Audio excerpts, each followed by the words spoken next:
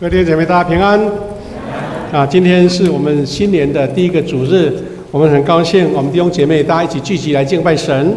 那在新年开始，我们请大家祝福一下，彼此祝一下，说新的一年，上帝给你新的应许与祝福，好不好？给隔壁就握手一下，好不好？感谢主，新的应许跟新的祝福，感谢主。我们在领受主的话语之前，我们先来做祷告。慈悲的天父，感谢你赐给我们新的一年新的开始。虽然这是人按照大自然上帝创造的定的日期，但是也是我们重新立志，我们重新在你面前呼求应许祝福的时刻。主，让我们新的一年2020年真的是活出主的样式，神的祝福满满跟我们同在。我们要一起领受你的话语，求你圣灵在我们当中启示我们，激发我们，让我们看见我们自己的需要，以及神赐下我们所有需要的力量。感谢主，祷告奉耶稣基督的圣名，阿们。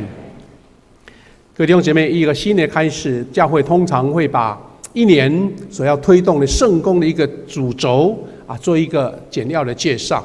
因为要说明可能会比较不能完整，所以牧师会在讲道当中来分享。我们今年的第一个主题是我们互强教会能够成为活出爱的健康教会。那这两个字是有一个关联的，因为你能活出爱，我们才能成为健康。如果说一个健康的教会没有爱，那这等于是他这个人没有灵魂，或是这个人根本他的那个氧气都不足他的血气都不足这个每2-3个小时就想睡了，那这个是不可能的事情。那我们在以下的经文当中会复习，我们就直接跳到我们今天的主题第一个主题是要活出爱，不是空头讲的，或是大家台语说公心生不是公心生真的是要有圣灵赐给我们才有这个能力。那如果你看周报的封面，我们就知道今年我们教会的一个主题教会的主题就是健康教会活出爱，实践主命传福音。这两个是关联性的，但是同样需要圣灵的工作。那一个健康的教会，它会活出爱，绝对不是标语，不是标题。我们都知道一个单位，一个无论是公司啦、学校啦、军队，有那个 slogan 是很普遍的事。但是到底这个 slogan 好不好听倒是其次，到底有多少人在遵守，多少人愿意为我这个信仰，为我这个价值来努力那才是关键，对不对？那我们看到约翰一书4章12节这样说：上帝借我们彼此相爱，让我们有了他生命的内住。那这个开题就点出了我们一个关键，或是我们一个重点你要活出爱，你讲100遍都没用，是因为有主的生命住进在我们里面，那个爱才是真实的，那个爱才有力量，那个爱来才能显出那个能力。那这个才是我们今天所要说的重点。这段经文这样说，是我们第2段经文我们今天读了2段经文。12节，约翰一书4章12节说：没有人看见过上帝，但我们若彼此相爱，上帝就在我们的生命里，而他的爱借着我们完全实现了。这句话是现代中文本，其实你一看就了解它的意思。但这个逻辑我们好好的思考。他说我们没有看见过上帝，那怎么办就天花乱坠，对不对随便你乱讲乱说一通吗？不是他说我们虽然没看见上帝，但是我们若彼此相爱，上帝就住到你里面了。上帝不是在这个无理的晴空，或是在远远的这个世外的世界，是住到你里面，那还看得见吗？是上帝借着你彼此相爱，让人看见上帝。那这个才是这一句经文的重点。所以他说，他的爱借着我们完全实现了。我们怎么实现它？真的不是像牧师在台上讲，或是你在人面前讲的一大堆，是因为你有彼此相爱，然后他的爱，他的形象就活出来了，就实现了。我们在去年的圣诞节，牧师用约翰福音1章12节提到说，我们因为接受并相信基督，就得到了特权做上帝的儿女。这句话也是非常的重要，因为我们有特权，不是你花了什么钱买来，或是你的这个祖先，或是你的家里有什么家世背景，完全是因为你信基督，接受他，所以这个特权就给你了。我们都知道带宣导说，这个礼拜六11号是国家重要的日子，大家都休假，是鼓励要去投票。但是休假归休假，你如果不是中华民国的国民你只是在旁边看好戏而已，你根本没有机会投票，对不对？那你现在20岁以下，现在在座有可能有年轻朋友，你也可能没有机会投票。所以我们从这个角度来讲，是说神给我们一个特权做他的儿女，不是空口说白话，是因为你信了基督。但信要怎么表达？你信了怎么表达？你接受主耶稣是怎么表达？是在于神的爱在你里面，这个才能做证明嘛。总不能说我穿的制服里面多了几颗标志就算是了，或是我的背心是这样写就是了。是因为你成为神的儿女，基督的儿女，是因为像这一句经文所说的，然而凡接受他的，就是信他的人，他就赐给他们特权做上帝的儿女。是啦，是神把印记给你，不是你用什么标签用什么样的外表。那感谢主，我们就看到说，新的道成肉身的意思就在这边了。我们也记得在圣诞节的时候提到说，耶稣他的降生是神道成肉身，这位创造天地万物的道，他这个道是充沛在所有的空间当中，但是它集中在一个个体，就是主耶稣基督的身体身上。所以我们说它是一个完全的道成肉身。但是我们也知道，庆祝主耶稣的降生还不够，是因为他为我们牺牲了他自己，他把这个完全的道成肉身奉献出来，来遮盖了，或是来救赎了我们所有的百姓，成为无罪的一个受膏者。但是还在地上的时候，你这个罪的肉体还没有办法完全，所以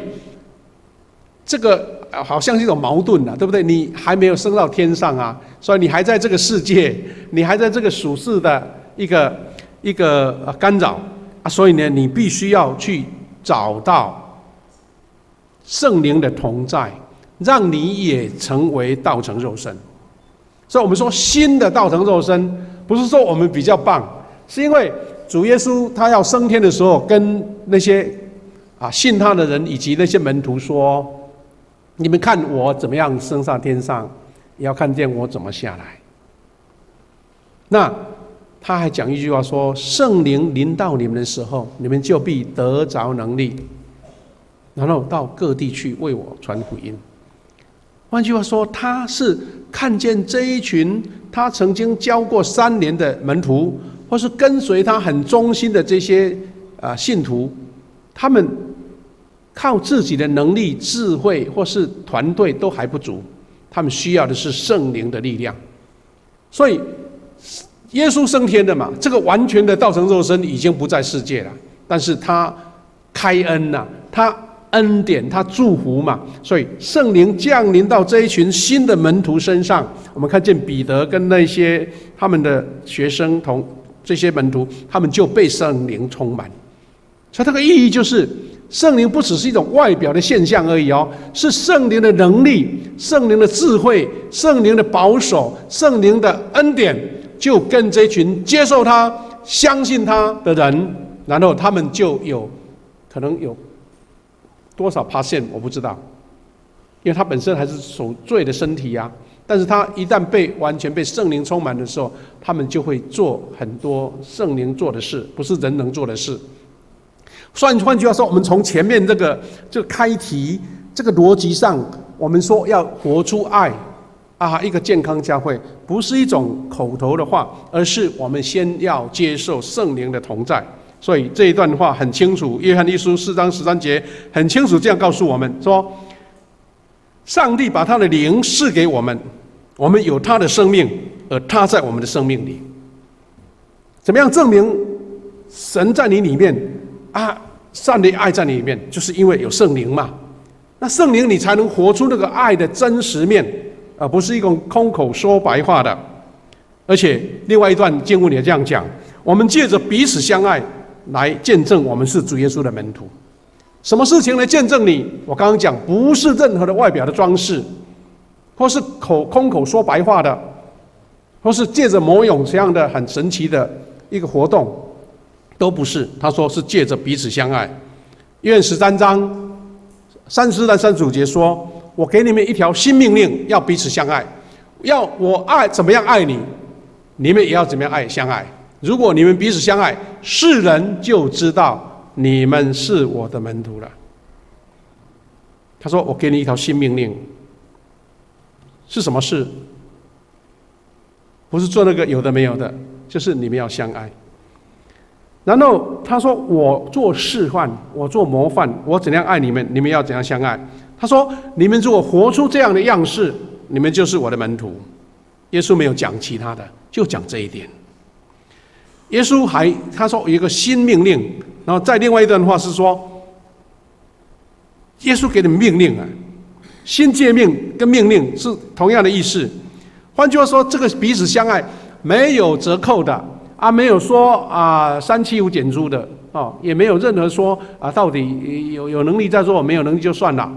你要活出耶稣的样式，你们就要达到这一点。所以耶稣说，你们要彼此相爱，像我爱你们一样，这是我的命令，我的命令。那没有其他路，就是这样子做。但是问题来了，刚刚我讲，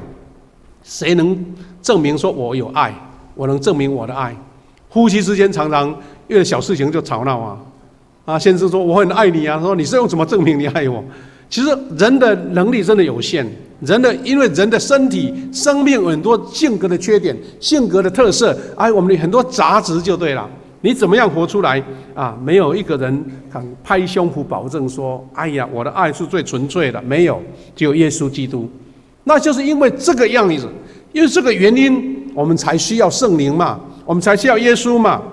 我们来看常常在引用的初代教会他们的见证。那这个是最标准版的，没有其他更好的版本了。初代教会，他们是一个健康的教会，是一个行神迹的教会。我们看到圣经这样说：初代教会行神迹奇事，全部的驱动能力就是来自于顺服圣灵的掌权跟带领。这句话不是牧师平白生出来的，因为我们清清楚楚的看见这一群门徒，或是这一群学生，或是这一群跟随耶稣基督的弟兄姐妹，他们怎么样跌倒，他们怎么样软弱，他们怎么样离弃神，故事都写得很清楚。因为犹大出卖了耶稣，因为彼得不知道是意气用事，还是对耶稣有一点怨恨，他竟然3次不认主。看到耶稣被解送到那个骷髅冈去那边准备钉十字架的时候，门徒跑光光。那这群人从人的标准，你是一个公司的主管，你觉得这个人好用吗？这个还能用吗？但是耶稣知道，他们明白耶稣的意思，但是做不到，能力做不到。再训练多3年也用不到，所以呢，当他们是耶稣复活，他们重新恢复一种信心的时候，他告诉门徒说：“你们不要急。”他告诉他们说：“圣灵降临在你们身上，你们就必得着能力。”这句话再清楚不过了。这群原先是被人看不起，或是说被人放弃的这些学生，因为悔改了，知道自己的错了，彼得跟耶稣讲说：“我是一个罪人。”当人不倒空了自己，看见自己的不足，他才开始有机会接受神的能力。如果觉得你是一个非常强的人，你的智慧很充足啊，你的能力很好，你的人缘很好，你的人际关系、你的背景很棒，你就会想说啊，上帝不用，我自己来。所以当这一段故事让我们感到非常大的一个激励，那我把它弄成个点，一点一点来讲，就比较清楚了哈。那这个经文我们刚刚只读了2段，但是我们要完整的43到47节，一句一句来学习。这段经文讲说，使徒们行了许多的神迹奇事，他们行了，你还记得吗？耶稣不是有一次派门徒说：“你们去传福音，对不对？”他们就回来讲说：“哎呀，老师啊，怎么搞的？那个鬼都赶不出去，对不对？他们根本没有那个能力啊，做不来啊。”但是这一次五旬节圣灵降临的时候，圣经说他们行了许多神迹奇事，所以人人就因此敬畏的心呢，起了敬畏的心。如果我们再讲比较完整一点，就是被感动了。这些人看了感动。各位弟兄姐妹，我们常常在看新闻，常常有一些争论啊、吵闹啊，争论节目都是骂人的话，对不对？他有时候我们看到一个新闻，有让人很感动、很温馨，通常是什么新闻？是爱的流露的新闻啊，你会心中很感动。这一次好几位将领因为飞机失事，那就失去了生命。看来这个悲剧大家觉得很不舍，但是在讲到这些将领他们怎么一生奉献国家的时候，很多人会流泪。那位惠成员的爸爸一直劝他说：“儿子啊，开直升机很危险的，要不要变成地勤的比较安全？”但这个儿子说：“我的使命就是要完成任务。”然后他就为国捐躯了。常常是因为人的至情至性，或是他虽然普通人看起来也不起眼，也不认为他有特别的特色，但是因为他活出了爱，就让人家感动。所以有时候电视他会报道这种爱的故事，让人家心中很感动。比如说我们看到很多宣教师竟然一生为台湾的百姓牺牲了他的生命，你会感动。前不久我看到一段新闻，是应该是已经是去年的，但是看到的新闻是讲到说，在台东一个海岸山脉，我们知道台东纵谷，对不对？花东纵谷，它的海边是有一个海湾山脉，再来是中央山脉。在海岸山脉有100多间的教堂，是一位在瑞士来的一个修士，就他没有被案例为神父，但是他是一个修士，等于是守独身的一个修士。他因为运用他的设计的天才，设计了很多非常漂亮的教堂，100多间，包括我们长老教会也请他设计，还有包括民居他在去年因为年老了，在瑞士过世了。那这些故事让人家心中感动，是因为他纯粹流出一种无我的心、摆上的心、奉献的心。各位弟兄姐妹，有一个车子不知道是谁的，是不是新来的弟兄姐妹可能挡到车在地下室这个车号不知道我们在我们当中看一下。那这些门徒被感动也是这样子，因为他们不再是靠自己啦，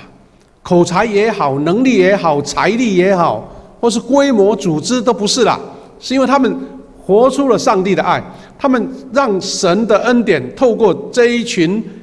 道成肉身的个体行出了，所以神迹出现了。所以我们看见说，圣灵的同在，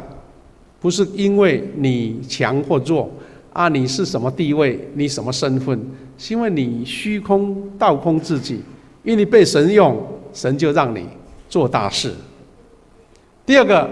他说全体信徒继续在一起过团契的生活，所有的东西大家公用。哇，这句话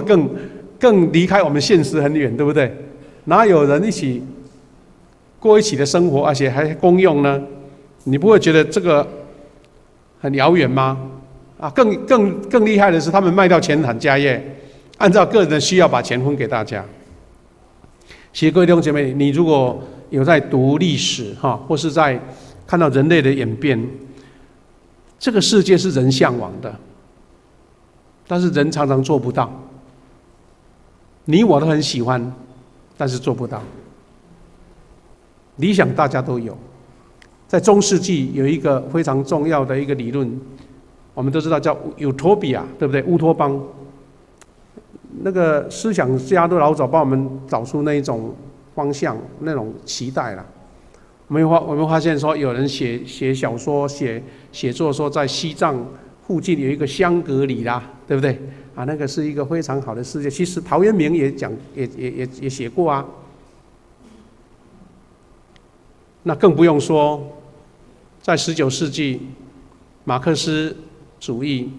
他提出的共产世界，其实原先的理想就是圣经这段话，但是理想大家会说，执行起来不一样，因为人的罪性，我们就知道我们做不到。各位知道，在中国的第一，除了唐朝的基督教以外，在近代第一个基督教团体就是洪秀全起义。洪秀全呢，他是一个落地的秀才，他接触到福音之后，他看到一个理想的世界，所以他就呼召了所有在广东、广西这些贫苦的农民说：“我们来起义，我们来建造一个上帝的国，大家彼此分享，彼此。”像这个圣经所写的，起初的时候，真的像摧枯拉朽一样，一直打到南京的，他们到南京称帝了啊！我说再继续下去，清朝那个时候就灭亡了，国父就不是孙中山了啦。但是完全都是功亏一篑，到最后这些四大天王彼此攻击，彼此伤害，到最后败在自己手上。是理念不好吗？大家都好啊。这些穷苦的人民连衣服都不够穿，吃不饱。我当然希望这个世界，但是人就没办法。到最后是这一些领袖先败坏了，都是罪让人没有办法达成这个。所以我们要看见这些基督徒，他们同心合意，天天在圣殿里聚会，又分别在个人的家里分享爱宴，以欢喜的心、纯洁的心用饭，这些都是理想再理想。但是请你不要轻易尝试，不是说那圣经怎么讲乱讲，不是啦，是圣经让你看见这个美好的世界，不是人能达到的，是圣灵的工作才能达到。你如果不先经过这条路，这个门槛，这个钥匙，那你就不要轻易尝试。我们更不用说马克思他发展出这个共产的理论，但是实行在苏联，实行在中国，实行在北韩，我们看见人类的灾难。到最后谁有钱？不是人人有钱，是这些高官、这些官二代、这些贪婪到无法形容的贪官，地下室好几拖拉股的现金，海外不知道脱产多少。你觉得这个共产世界你喜欢吗？我们不是批评别人，是因为这个人类的理想如果没有圣灵的监管，人只是到最后成为一个败坏的工具而已。所以基督徒在神的面前要虚己，不是讲假的，是因为你要达成神的期待跟愿望，你如果不倒空自己，就做不来。但是初代的基督徒，他们完全没有这样的顾虑，所以又被圣灵充满，就达到这件事情了。所以他说：“颂赞上帝，跟人人保持和睦的关系，主天天把得救的人数加给了他们。”所以这是一个非常重要的一个连结，对不对？因为他们彼此相爱嘛，他们行出神迹，有圣灵的工作嘛，他们彼此扶持帮助嘛，大家没有怨言嘛，而且彼此和睦嘛，所以当然人人就天天就人数增加了，因为喜欢这个团体，喜欢这个美好的家庭的关系，所以基督徒就增加了。那所以这段经文是你有空可以重新复习一下，43节开始就在讲刚刚讲这段话。所以最后牧师要跟大家一起思考说，我们这个标题希望不是虚应故事，或是贴在墙壁上给大家看好看的，是因为我们真的看见神要我们做什么，我们知道我们能力不够，我们自己的这个成熟度，或是我们的圣灵充满，或是我们的所谓这一个道成肉身的成分可能还不足，但是我们愿意被神所使用，那神的一种奇妙的作为就开始在我们身上做出来了。这段话我们刚刚是用标题式的把它呈现出来，期待我们的富强教会真正能活出爱，像初代教会一种健康的教会。今天我们在第一堂礼拜举行长子的就任式，我期待我们今年大家一起朝这个努力的目标，就是活出爱的文化。这活出爱是因为能力来自于新的道成肉身，是来自于圣灵的同在。那这个前提如果没有，那我们只能说好，我们讲一些稍微客气的彼此稍微学就好了，因为你做不到。有圣灵同在，我们才能达到这样的事。因为你要有这样的能力，就要先成为受圣灵更新的基督徒。所以为什么我们在上个礼拜我们邀请了新受洗的会友，还有一群他愿意接受圣灵工作的弟兄姐妹，邀请林志远牧师来为我们做操练。请大家不要误会说，好像我参加这个操练我就什么都完成了，圣灵充满就从开始到结尾，没有了，不是这个意思。是借由很有经验的林牧师来告诉我们，怎么样跟圣灵产生一个实时的接触点。你常常在圣灵里面去检讨自己的过失，被圣灵光照，知道你的缺失在哪里，你的人性的弱点在哪边，你的性格的固执的部分，或是败坏的部分，犯罪的部分，好像交给你一个钥匙，或是一个检验表，或是一个好像我们电脑里面硬碟常常有一些垃圾，对不对你要久要把它delete掉，对不对？把它清除掉，有一些软体要帮你清除这些垃圾。基督徒就是要建立这种能力，那跟神的保持很密切的关系。我们知道我们在用很多电器用品有时候用久了它那个接触点，比如说要插头的接触点生锈了，或是接触不良，会电不能导电，或是那个讯息会我们的那个网路线团会这样子，对不对？那就是因为你要常常清理嘛。所以这个全人更新营会帮助我们新来的会友马上去接触到说，我怎么样靠我自己，不必拜别人帮助，我就能跟神建立一个非常亲密的关系。这亲密关系不是让上帝好像时时监管你啦，因为我们是他的百姓嘛，我们要活出他的样式，我们总是要教这个原创人来告诉我们，我这个版本是不是最好的，我这样领受是不是最能够表现出创造我的上帝的形象，那就这样而已那你如果不要，只是你躲开而已，你要活在你原来罪恶的世界或是不足的世界而已。所以基督徒会追求圣灵感动、圣灵更新，请记住，不是只是外在那一种热闹的形象，是有人被按手倒下去了，你觉得这个很奇怪，绝对不是。是因为你要去触摸、去经历你跟圣灵的关系，你跟神的关系。所以我期待我们教会这样子的爱的教会、健康的教会，是将脸甜、口甜、心甜这样的标语是内化在你的行动当中，不只是在教会里面，更是在你日常的生活里面。我相信大家对这句话都很能理解。但是如果一个人他只脸甜跟口甜，但是你看不出来啊，你看不出来他心甜不甜。我们在社会很多地方会碰到很多口甜跟脸甜的人，他的动机是要你的钱，因为他不是出自于内心，他只是要讨好你，让你掏钱包。所以一旦这样的行动没有完整从心里面出发，很快就会露出破绽，很快让人家看出你的虚情假意。那这个社会不是充斥这样子吗？所以口甜脸甜能装的，心不能装，心装不来。你的心甜是出自于圣灵的洁净，不然你怎么心甜呢？你天天烦恼很多，你怎么心甜？你苦恼很多，你怨恨很多，你嫉妒很多，你埋怨很多，你心甜得来吗？你的心里面那么多杂质，你让它能锻炼出或是纯粹的那个美好吗？不会吧。但是人没有这种能力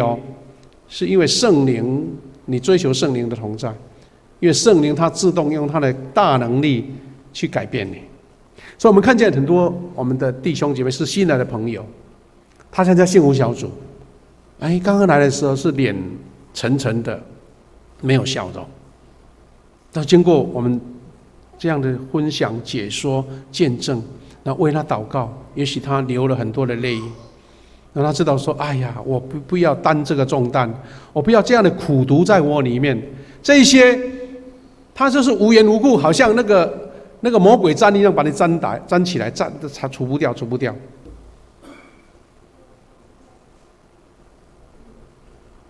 然后将自己的面子，将自己的一种尊严放下来，说：“主啊，我需要你，圣灵啊，请你跟我同在。”圣灵就会用他奇妙的作为来清除你，因为你把那一个开关打开了，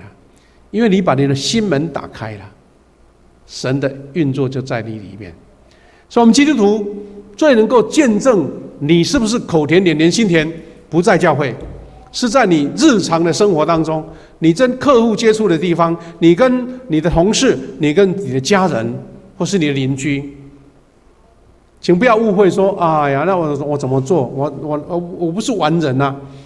我的意思就是说，我们要时时在我们的生命当中，让圣灵在你里面一直运作，不是休息，不是打卡，而是你一直有圣灵在你心中做工，你才能够保持心甜呢。你的烦恼会被除去，你的忧愁会被除去，你的很多的挑战、生命的破口被神所医治。一个健康的人，你会发现他到处去都是感觉非常的轻松嘛。那如果身体有一些病痛，你去玩，看到好玩的东西也不喜欢，看不出来；你去吃好吃的东西也吃不出胃口嘛，对不对？那基督徒就是要从圣灵的更新去找到这样的能力。各位弟兄姐妹，有一个我自己的观察，我不知道你同不同意了这句话。人们不愿意来教会，很少是质疑圣经跟上帝。人不来教会很少质疑反而最多的是什么？是因为信徒在爱心上做了负面的见证。我不知道你同不同意，因为你一定经历到了，是可能有啦。曾经有人因为他自己算是说遇到很多挫折，遇到很多伤害。不是人的伤害，就是说他可能这个失败了，赚钱了，没钱了，所以他觉得上帝不保佑他不去了。这个难免有了，因为他可能自己还没有突破。但通常是因为说就是某某弟兄、某某姐妹，甚至牧师都是你怎么样讲了一句话伤到我不来了。我们看到教会曾经有来这边的面孔，突然间今天看不见，明天也看不见。我们教会也有2堂礼拜，那楼上楼下，牧师的眼力又不像年轻那么好，其实没办法看到说，某某弟兄今天有来，下一次上个礼拜有没有来，找不出来啊。我们教会又不能一个一个点名哈，以前听说有点名不是要点你出席分数多少，是要关心嘛，对不对？关心说这个弟兄这个姐妹这个礼拜是什么事啦出国旅游那好事有身体不好赶快去看他。那有杂事有忙上班补班就知道了。那人一增加就这困难，但是牧师隐隐约约还是知道有人不愿意来教会。如果是牧师引起的，那真的牧师要认罪，请大家原谅。也许说了什么话，也许做了什么事让你不喜欢，更常常是因为我们在服事过程当中彼此有冲突，所以因为他，所以我不来教会，因为我不想在教会看见他。因为人在这一个讲求爱跟祝福的地方，你有看到一个让你产生一种负面情绪的，你还会觉得这是个温暖的地方吗？因为你被那个愤怒跟怨恨，或是跟那些嫉妒误解把你遮盖掉了，你就享受不到原先这边有一个爱跟美好，因为你被它遮盖住了。那这是我们很大的一个挑战。换句话说，我们要活出爱，真的是不是简单的事情，是因为我们要彼此认罪。我们都知道夫妻难免有争吵，对不对？但是为什么他们会又恢复了那样的活力，或是恢复那样的美好？所以他们会彼此忍耐，或是彼此认罪嘛，彼此遮盖嘛，彼此医治嘛。我们教会就是希望活出这个爱，不是说我们这个非常纯粹的没有杂质的地方世界没有这种地方，但是我们会活出像一个大家庭一样，谁得罪谁了，我们愿意认罪，我们愿意道歉，我们愿意想说有什么地方说话让你误解了对不起。基督徒要有道歉的勇气耶。那更重要的是什么呢？有时候我们是无意中发错了这种事情，但是你要被圣灵更新的时候，你会被圣灵提醒说你在某一个时刻讲的这句话可能会伤到别人你原来是无心的，神会提醒你去跟他道歉。那基督徒的团体就是一个彼此认罪、彼此赦免、彼此接纳的地方，这样的爱才是健康的，这个爱才是真实的，因为我们是凡人，对不对？所以期待弟兄姐妹，我们怎么样把这句话能够减到最低的成分？我们没有办法完全。我最后要讲一个小小的见证的故事，是我前不久看见的一个报道，就是在新竹，应该是比较靠近竹科了的一个叫做北门圣教会。它这个教会60年的历史，从50人成长到1000人的见证几张照片是这位刚好在去年8月退休的陈牧师，他在为他们信徒施洗他们比较正式一点还要穿上一个洗礼袍这是这间教会刚设立的一个样貌我们就看我们富强教会早期呢王忠信牧师的时代一起拍照开始开拓，也大概是有这种照片，看起来很朴实啦会怀念那个时代，因为他们已经60年前，我们教会才44年但现在他们重新建堂了，一个非常漂亮堂皇的教堂这个看起来很漂亮，这是图啦，还不是正式的。好，我仔细看好像是已经盖好了那个云会那么漂亮反正他们就是要盖一间能够容纳1000人聚会的教堂。那这位牧师呢，在去年8月退休，所以教会送了一个条幅给他感谢他的带领。那我就看到这个见证很感动。这新竹北门圣教会的见证是说，这位陈正雄牧师呢，他在30年前来到北门圣教会，那个时候教会才50-60人。换句话说，这间教会在设立已经30年了，对不对？因为你60周年嘛，陈牧师来30年了嘛，所以在30年前已经是30岁的教会，才50-60人而已。但去年8月25号教会庆祝60周年交棒的时候，有一个新的牧师叫董德官牧师，会有跟青少年已经跟儿童已经1000人了，好1000人了。所以他说30年成长了20倍。这个陈牧师他分享说是什么原因呢？他说是教会文化是关键，因为他们这个教会大家彼此有一个共识，或是彼此有一个非常重要的前提是要营造温暖及尊重的环境，让人喜欢来到教会这个大家庭。那这个就不是靠一个牧师，当然牧师是做前导，他牧师做示范，是因为所有的弟兄姐妹都愿意爱这个家庭，所以时时提醒自己，不是做破坏分子，而是成为一个成就的一个爱的能量进入到这个大家庭。所以这个教会充满了温暖跟尊重的环境，因为他说教会是家，这个成员在基督里面，大家都是生命共同体，是彼此关联的。虽然我们没有血缘的关系，但是因为我们在主里面，我接纳你。虽然可能有人不同的成分、不同的资历，或是不同的年纪还有包括各种不同的背景、学识都不一样，但是因为一个家，我们就彼此接纳。所以他们在邀请、接待、关心新朋友的时候，是总动员全部服侍。因为这篇文章跟我们教会很类似啦。我们教会也有新朋友关怀团队，我们的团队就是我们的程佑长老的，他当领队。我们有一群很棒的团队，每一次有新朋友来的时候，会请他签名，而且写3联单还交代了我们的成员去关心他们。这一些团队我们做了好几年，做得非常棒。很多新的弟兄姐妹都来到这边，因为他们觉得说，你会关怀我你会帮助我。但是这一个新竹圣教做得更彻底，他是说不只是这一些同工是全教会都动员来接待。换句话说，大家看到这个新朋友来这个是今天负责的人，是跟我无关。很多人会主动去问候，很多人主动去关心，然后他们非常在意、非常注意这些资讯。隔个礼拜，当他再来的时候，有人已经会叫他的名字了。哇，他觉得很温暖。温暖就是认识神的第一步，爱就是认识神的唯一途径。我们教会因为这样子的这个文化，很多人愿意进入来教会里面。当然，他们说，因为刚好这个圣教会呢，就是在竹科的，应该是周围了，我不知道它的地址其实你们 Google 就可以看得到。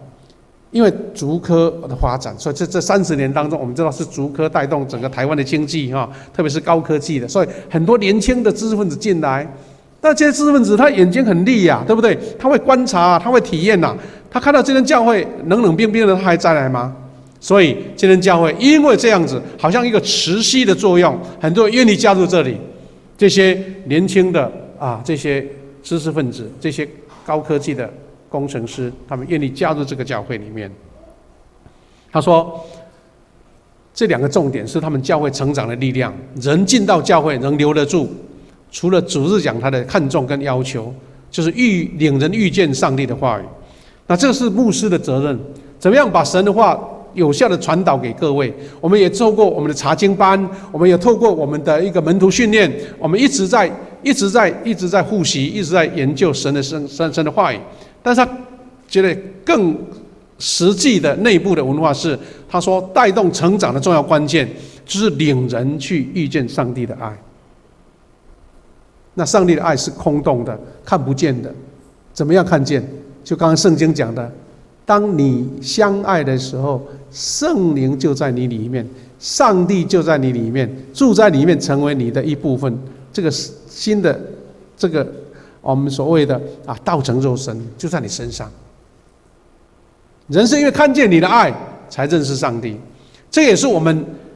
幸福小组最重要的关键主轴。因为人看见这一群幸福小组同工愿意委身去帮助这一群还不认识神的弟兄姐妹，无怨无悔，只是因为上帝爱我，所以我愿意爱你。那这个是这一间教会能够成长到1000人的一个重点。最后他说，因为这间教会很和谐、很合一了所以呢，他们这个牧师说，他们几乎看不见这个教会有不合意的地方，大家都很和谐，大家很同心。所以这位牧师自己讲说，他们是用比较笨拙的方式。所谓的笨拙，是因为在神的里面，像保罗所讲的，我看别人比我自己强，尊崇别人，高举别人，然后虚己。这就像一句常常在教会里面听到的话。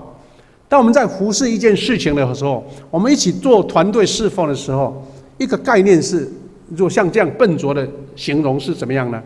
是把荣耀归给上帝，把功劳成绩让给同工，然后喜乐跟祝福就留给你自己。那这是一个基督徒最重要的态度。所以这样子让你一直在检验啊，检验不是靠自己，或是帮别人讲你。比如说我讲你怎么样，你一直记起来说啊，这个牧师老是讲我的坏话，或是讲我不好。但是圣灵提醒你就很重要，他提醒你，他圣灵的力量超过人的智慧，他会温暖的让你觉得说啊，这个我错了。我们通常都会变，对不对？我们如果错，人家讲我们一定会变。我说你看错了，你讲错了。但圣灵感动你的时候，你会说啊，原来我真的有不足的地方。感谢主。希望透过这一间北门教会他们的见证，其实同工跟会友都很单纯的关系，他在彼此的关系上不是很犀利，那就一直成就了很多人愿意在这里，而且因为有爱，大家愿意投入。其实家庭也一样，不是吗？我们只能看到有一些家庭因为有爱啊，子女啦、家人啦，再远都陪他们跑回来。但我们也看到有教会有的家庭是因为里面的关系不好，过节不嫌回家。爱讲起来真的很简单，但是是一切能力的来源是从圣灵所来。期待我们大家在办理这个圣灵特会的时候，